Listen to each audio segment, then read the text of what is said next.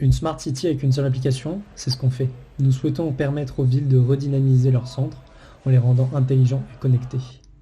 Les touristes, les habitants, les policiers, les services de la mairie et les commerçants, personne n'a été oublié. Tout sera infiniment plus simple et connecté. Une ville intelligente, oui, avec nos différents systèmes de recommandation. Un système solide prêt à encaisser des augmentations de charges soudaines, oui, grâce à une architecture parfaitement conçue et extrêmement robuste.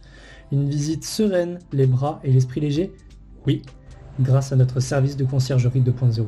Bon, venez avec moi, on va faire le tour de tout ça.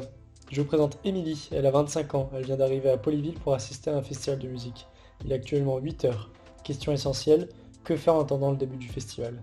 À 18 heures. Polyville Active est là pour ça. Émilie va sur Visiteur et elle crée un nouveau compte client. Une fois connectée sur son nouveau compte client, elle va pouvoir renseigner ses centres d'intérêt. Une fois ses centres d'intérêt renseignés, elle va se rendre dans Recommandations et elle va pouvoir constater des recommandations qui ont été calculées pour elle en fonction de ce qu'elle a sélectionné et de ses centres d'intérêt. Elle décide alors de se rendre chez Pandora. Chez Pandora, elle a trouvé chaussures à son pied, elle passe donc en caisse, mais elle ne voudrait pas être encombrée tout au fil de sa journée. Le caissier lui propose alors de faire appel à notre service de conciergerie 2.0. Elle se rend sur son interface client et présente son QR code. Le caissier se rend sur son interface et flash le code d'Emilie. Émilie recherche alors un endroit où manger ce midi. Elle tape alors italien dans la barre de recherche et elle s'y rend. Je vous présente Marc, 18 ans, étudiant et coursier. Marc décide alors de choisir une course, donc il prend la course et indique que la course a été livrée. Une fois arrivée au restaurant, Émilie a le plaisir de découvrir que sa livraison a bien été livrée. À la fin du repas, Émilie est satisfaite. Elle va alors noter ce restaurant. Découvre Marie, commerçante de 24 ans. Elle possède 2 boutiques de cookies et elle souhaite s'inscrire sur Polyville Active afin d'ajouter un magasin et une promotion pour attirer de nouveaux clients. Émilie décide de se faire une balade digestive. Elle se rend sur la map de notre application. Elle peut consulter sa position en temps réel et voir les boutiques et les événements autour d'elle. Elle a aussi la possibilité de consulter les boutiques qui lui sont recommandées en jaune sur la carte. Enfin, elle remarque une promotion dans un des magasins de cookies.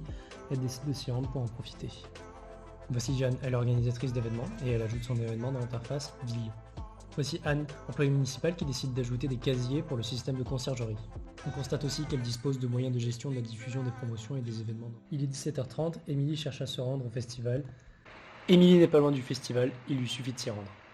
Un des policiers décide d'utiliser l'interface dédiée à la police sur Polyville afin de pouvoir surveiller les zones avec beaucoup de gens. Il peut aussi consulter le taux de fréquentation de Polyville pour voir s'il y a une forte hausse des utilisateurs.